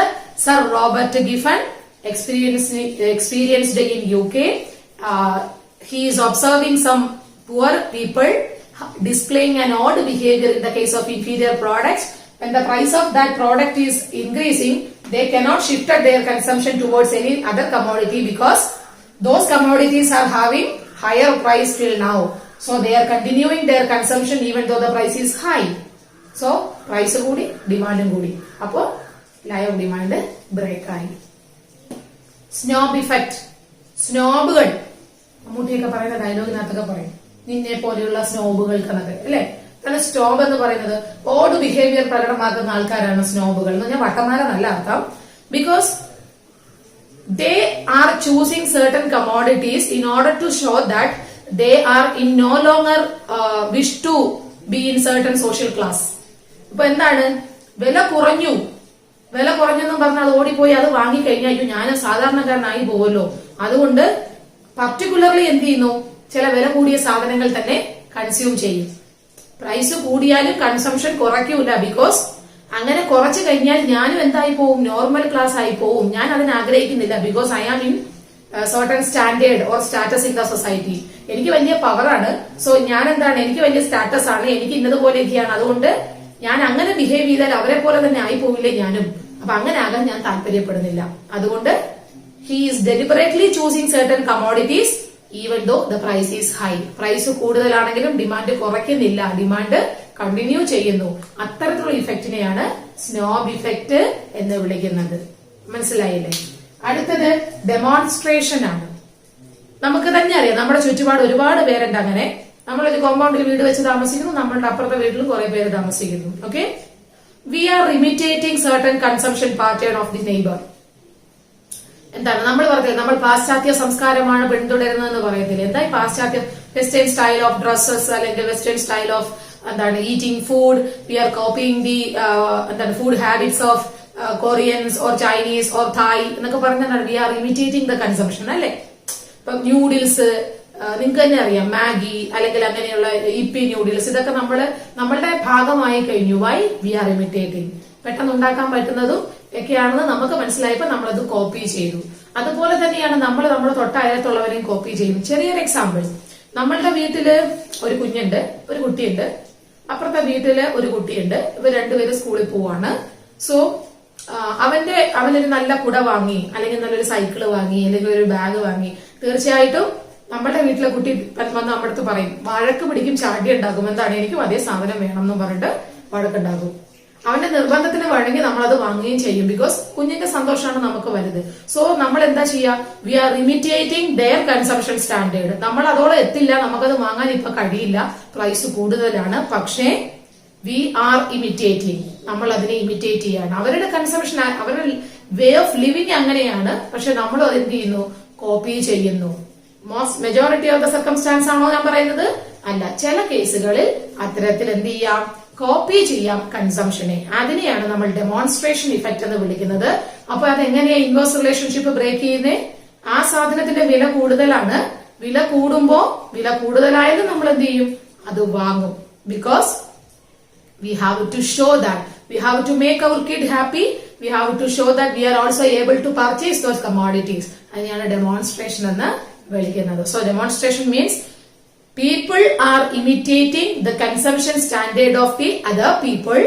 So they are choosing certain commodities even though the price is even high. High ആയതുകൊണ്ട് ഹൈ ആയാലും എന്ത് ചെയ്യും, അത് ചൂസ് ചെയ്യും. ഹൈ ആയാലും ചൂസ് ചെയ്യും എന്ന് പറഞ്ഞാൽ price increases, demand also increases, law of demand will break. Okay, അതാണ് ഡെമോൺസ്ട്രേഷൻ ഇഫക്റ്റ് എന്ന് പറയുന്നത്. ലാസ്റ്റ് എന്ന് പറയുന്നത് സ്പെക്യുലേറ്റീവ് ഇഫക്റ്റ് ആണ്. നോർമലി സ്പെക്യുലേഷൻ, ഊഹക്കച്ചവടം നടക്കുന്നത് എവിടെയാണ്? ഷെയർ മാർക്കറ്റിലാണ്. ഓക്കെ, ഷെയർ മാർക്കറ്റിലാണ് ഊഹക്കച്ചവടം. അപ്പൊ സ്പെക്യുലേറ്റീവ് ഇഫക്റ്റ് നോർമലി സംഭവിക്കുന്നത് എവിടെയാണ് എന്നൊരു ചോദ്യം ചോദിക്കും ഒരു മാർക്കിന്. സോ ഇറ്റ് ഈസ് എവിടെയാണ്? ഷെയർ മാർക്കറ്റിലാണ് സംഭവിക്കുന്നത്. സോ ഷെയർ മാർക്കറ്റിലെ കച്ചവടം നിങ്ങൾ കുറെ കഴിയുമ്പോൾ മനസ്സിലാവും. ബിക്കോസ് നിങ്ങൾ കൊമേഴ്സ് പഠിക്കുന്ന കുട്ടികളായതുകൊണ്ട് ഷെയറും സ്റ്റോക്കും ഒക്കെ നിങ്ങൾക്ക് ഇനി മനസ്സിലാക്കാനുണ്ട് കൂടുതലായിട്ട്. നോർമലി ഞാൻ എന്റെ പൈസ ഇൻവെസ്റ്റ് ചെയ്യുന്നത്, സർപ്ലസ് മണി ഷെയർ മാർക്കറ്റിൽ ഇൻവെസ്റ്റ് ചെയ്യുന്നത് in the expectation, anticipation of more profit ആണ് അല്ലെ. കൂടുതൽ പ്രോഫിറ്റ് പ്രതീക്ഷിച്ചുകൊണ്ടാണ് ഞാൻ എന്ത് ചെയ്യുന്നത്, ഇൻവെസ്റ്റ് ചെയ്യുന്നത്. അപ്പൊ അങ്ങനെ ചെയ്യുമ്പോ സപ്പോസ് ഒരു ഷെയറിന്റെ വില ഇങ്ങനെ കൂടിക്കൊണ്ടിരിക്കുകയാണ്. ഒരു ഷെയറിന്റെ വില കൂടുമ്പോ ഞാൻ എന്താ പ്രതീക്ഷിക്കുന്നത്, ഈ ഒരു ട്രെൻഡിൽ പോയി കഴിഞ്ഞാൽ നാളെ വീണ്ടും ഇത് എന്ത് ചെയ്യും, കൂടും. എല്ലാ ഷെയറും ഒന്നും അങ്ങനെയില്ല. അപ്പം ടാറ്റയുടെ അല്ലെങ്കിൽ ബിർളയുടെ അങ്ങനെയൊക്കെ ഉണ്ടല്ലോ, ONGCയുടെ ഒക്കെ ഷെയർസ് ഉണ്ട്. എന്ന് പറഞ്ഞു കഴിഞ്ഞാൽ എപ്പോഴും ഇത് പ്രോഫിറ്റ് കിട്ടുന്ന ചില ഷെയറുകളുണ്ട്. അത് ഷെയർ മാർക്കറ്റിൽ ഡീൽ ചെയ്യുന്നവർക്ക് അറിയാം. ഏജന്റുമാരുണ്ട്, മിഡിൽമെൻ ഉണ്ട്. അവരെപ്പോഴും നമ്മളുമായിട്ട് ഇങ്ങനെ കണക്ട് ചെയ്തുകൊണ്ടിരിക്കും. ഇന്നതിന്റെ ഷെയറിന്റെ പ്രൈസ് ഇങ്ങനെ കൂടുന്നു, എവിടെയൊക്കെ ഷിഫ്റ്റ് ചെയ്യണം, ഇങ്ങനെയൊക്കെ പറഞ്ഞിട്ട്. സോ നമ്മൾ എന്ത് ചെയ്യും, നമുക്കൊരു ഇൻഫോർമേഷൻ കിട്ടും. ഇതിനിപ്പോ ഒരു ബൂമാണ്, അതായത് ഈ ഷെയറിന്റെ പ്രൈസ് ഇങ്ങനെ ബൂമിലേക്ക് പൊയ്ക്കൊണ്ടിരിക്കുകയാണ്. സോ നാളെയും ഇതിന് വില കൂടാൻ സാധ്യതയുണ്ട്. സോ നമ്മളുടെ പ്രോഫിറ്റ് കൂടുന്നല്ലേ, അപ്പം ഞാൻ എന്ത് ചെയ്യും, ആ ഷെയർ വാങ്ങിക്കും. കാരണം in order to expect that the price of that particular share is will increase in future ഇനിയും അത് കുറയത്തില്ല, കൂടത്തതേ ഉള്ളൂ എന്ന് മനസ്സിലാക്കിക്കൊണ്ട് പ്രൈസ് കൂടിയ ഷെയറിനെ ഞാൻ ചൂസ് ചെയ്യുന്നു. എന്ന് പറയുമ്പോ വില കൂടി ഡിമാൻഡും കൂടിയ ഷെയറിന്റെ നല്ലേ, മനസ്സിലായില്ലേ? ഓക്കെ, ഫോർ എക്സാമ്പിൾ എന്താണ്, അമല് പോവാണ്. അമല് പോയിട്ട് ഒരു ഷെയർ വാങ്ങണം എന്നുള്ളതാണ് അമലിന്റെ ആഗ്രഹം. അമല് ഷെയർ മാർക്കറ്റിൽ ചെന്നപ്പോൾ ധാരാളം ഷെയർസ് ഉണ്ട്, ഏത് വാങ്ങണമെന്ന് അന്തം കുന്തം എല്ലാം നിൽക്കുകയാണ്. സോ നമ്മൾ ചോദിച്ചു, ഇപ്പൊ പ്രൈസ് കൂടി നിൽക്കുന്ന അല്ലെങ്കിൽ എന്താണ് ബൂം പ്രോഫിറ്റ് കിട്ടാൻ സാധ്യതയുള്ള ഷെയർസ് ഏതൊക്കെയാണെന്ന് ചോദിക്കുമ്പോൾ മിഡിൽമെൻസ് ഏജന്റുമാർ പറയും, ഷെയർ ഏജന്റ്സ് ആണ്. അവർ പറയും, സർ ആ ഷെയർ ഇങ്ങനെ ഭൂമിയിലേക്ക് പോയിക്കൊണ്ടിരിക്കുകയാണ്, അതിന്റെ പ്രൈസ് കൂടാൻ സാധ്യതയുണ്ട്. ഇതിങ്ങനെ കാരണം കഴിഞ്ഞ ദിവസങ്ങളായിട്ട് അതിന്റെ പ്രൈസ് ഇങ്ങനെ കൂടിക്കൊണ്ടേയിരിക്കുക. സോ കൂടിക്കൊണ്ടിരിക്കുകയാണ്. ഇന്നലെയും കൂടുതലായിരുന്നു, മെനഞ്ഞാലും കൂടുതലാണ്, ഇന്നും കൂടുതലാണ്. സോ നമുക്ക് എക്സ്പെക്ട് ചെയ്യാം നാളെയും അത് കൂടത്തേ ഉള്ളൂ. അപ്പൊ നിങ്ങൾ അത് വാങ്ങിക്കുന്നത് നിങ്ങൾക്ക് നന്നായിരിക്കും എന്ന് പറഞ്ഞാൽ നമ്മൾ എന്ത് ചെയ്യും, അത് വാങ്ങിക്കും. Because we are expecting more profit in the future. അപ്പോ we are choosing deliberately those high priced shares. ആ ഹൈ പ്രൈസ്ഡ് ഷെയർസ് നമ്മൾ കൂടുതലായിട്ട് വാങ്ങും. അപ്പോൾ ഡിമാൻഡ് എന്ത് ചെയ്യും, കൂടും. പ്രൈസും കൂടി ഡിമാൻഡും കൂടി. ലോ ഓഫ് ഡിമാൻഡ് വയലേറ്റ് ചെയ്തില്ലേ? ലോ ഓഫ് ഡിമാൻഡ് അനുസരിച്ച് പ്രൈസ് കൂടിയ ഡിമാൻഡ് കുറയണം, നമ്മൾ കുറച്ചോ ഇല്ല. So that is called speculative effect. അപ്പൊ നമ്മൾ വിചാരിക്കും ഇന്ത്യ മഹാരാജ്യത്തിലെ 99% ആൾക്കാരും ഷെയർ വാങ്ങിയിട്ട് ജീവിക്കുന്നവരാണെന്നാണോ? അല്ല. That is in the case of certain minorities. That is why we call it as exceptions. അതിനെയാണ് നമ്മൾ എന്ത് വിളിച്ചത്, എക്സെപ്ഷൻസ് എന്ന് വിളിച്ചത്. അപ്പൊ ഈ പറഞ്ഞ 4 കേസിലും എന്ത് വയലേറ്റ് ചെയ്യപ്പെടുന്നുണ്ട്, എന്താണോ ലോ ഓഫ് ഡിമാൻഡ് പറഞ്ഞിരിക്കുന്നത് അത് വയലേറ്റ് ചെയ്യപ്പെടുന്നുണ്ട്. അതുകൊണ്ട് 4 പ്രത്യേകമായിട്ടുള്ള പേരുകളാണ് ഞാൻ പറഞ്ഞിട്ടുള്ളത്. അത് അത്രയും ഓർത്തിരുന്നേ പറ്റൂ. First one different paradox, inferior ഗുഡ്സിന്റെ കേസിൽ snob effect, particular class of people, demonstration effect, imitation, speculative effect, share market. ഇത്രയും കാര്യങ്ങൾ ഓർത്തിരിക്കുക.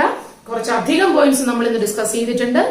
ഇത് നന്നായിട്ട് നോട്ട്സും ഇതിന്റെ പിന്നാലെ തന്നെ നിങ്ങൾ ഈ വീഡിയോ കണ്ടതിന് ശേഷമുള്ള നോട്ട്സ് എനിക്ക് എഴുതി അയക്കുമ്പോൾ ഞാൻ ഇതിന്റെ ഒറിജിനൽ നോട്ട്സ് ഫൈനൽ ഞാൻ നിങ്ങൾക്ക് അയച്ചു തരും. അതിനുശേഷം ടെസ്റ്റ് പേപ്പർ ഉണ്ടാകും എന്നുള്ള കാര്യത്തിൽ ഡൗട്ടൊന്നും ഇല്ല അല്ലെ? ടെസ്റ്റ് പേപ്പർ ഉണ്ടാകും, തുടരെ ടെസ്റ്റ് പേപ്പർ ഉണ്ടാകും. എന്നാൽ ഇതൊക്കെ നമുക്ക് ഗ്രാസ്പ് ആവത്തുള്ളൂ. ഇറസ്പോൺസിബിൾ ആയിട്ട് ക്ലാസ്സിനെ ഫോളോ ചെയ്യുന്ന കുട്ടികളെ ഒരു ദാക്ഷിണ്യവും ഇല്ലാതെ നമ്മൾ ഒഴിവാക്കും. ബിക്കോസ് നമ്മൾ എത്രത്തോളം എഫേർട്ട് എടുക്കുന്നുണ്ടോ അതിനോട് നിങ്ങൾ അത്രയും റെസ്പെക്ട് കാണിക്കേണ്ടുന്നതാണ്. ഓക്കെ, അപ്പൊ നന്നായിട്ട് പഠിക്കുക. പ്രീവിയസ് ക്വസ്റ്റ്യൻസ് നമുക്ക് ഡിസ്കസ് ചെയ്യേണ്ടതായിട്ടുണ്ട്. നന്നായിട്ട് പഠിച്ച് നമുക്ക് ടെസ്റ്റ് പേപ്പറിനായിട്ട് തയ്യാറെടുക്കാം. ഓക്കെ, ഇൻഡയറക്ട്ലി ചോദിക്കാൻ സാധ്യതയുള്ള ഒരുപാട് ക്വസ്റ്റ്യൻസ് നമ്മൾ പറഞ്ഞിട്ടുണ്ട്. ഇനി നമ്മൾ ക്വസ്റ്റ്യൻസ് കാണുമ്പോൾ തന്നെ നിങ്ങളുടെ കണ്ണ് തള്ളും. അപ്പൊ അങ്ങനെ കണ്ണ് തള്ളി നമുക്കത് കൂടുതൽ പഠിക്കാനായിട്ട് സാധിക്കും. So have A good day. Thank you.